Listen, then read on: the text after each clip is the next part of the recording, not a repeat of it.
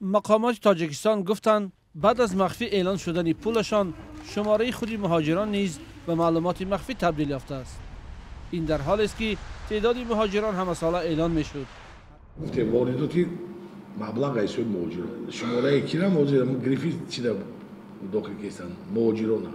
وزیر مهنت و مهاجرت نیز برخلاف گذشته آمار مهاجران را پیشنهاد نکرد. صالحه خال محمدزاده روز 11 فوریه گفت که به دلیل نامطابقتی آمار با روسیه آن را اعلان نمی کنند. از رئیس آژانسی آمار پرسیده شد که آیا این استقلال دولت را زیر سوال نمیگذارد که مقاماتش نمیتواند مستقلانه آمار خود را پیشنهاد کند؟ معلومات مهاجرت وزارت مهنت میبره. ما یگان وزارت اینا چیکار نیست واگذار که ما اگر پیشنهاد کنند طور فوری ما پیشنهاد میکنیم آغاز اعلام میکنیم. ما نداریم معلومات برادر عزیز. از سال 2017 به این سو بانک ملی تاجیکستان از اعلان پول مهاجران خودداری میکند.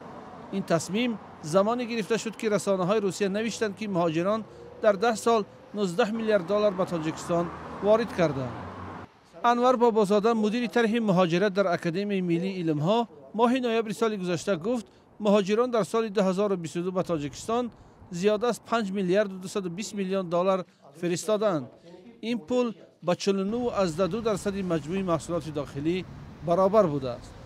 شهرت لطیف کارشناس مسائل مهاجرت میگوید مخفی کردن آمار مربوط به مهاجران پیامد منفی دارد. هر یک مبلغگذار اولین درجه اقتصادیات کشور را می‌آموزد.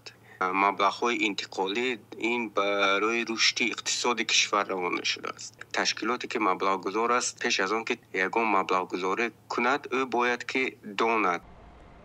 شمار مهاجران تاجیک در روسیه زمانی در سرخط رسانه‌ها جای گرفت که ماه اکتبر سال 2022 ولادیمیر پوتین در نشست سران کشورها در آستانه قزاقستان آن را بیش از 2 میلیون نفر گفت.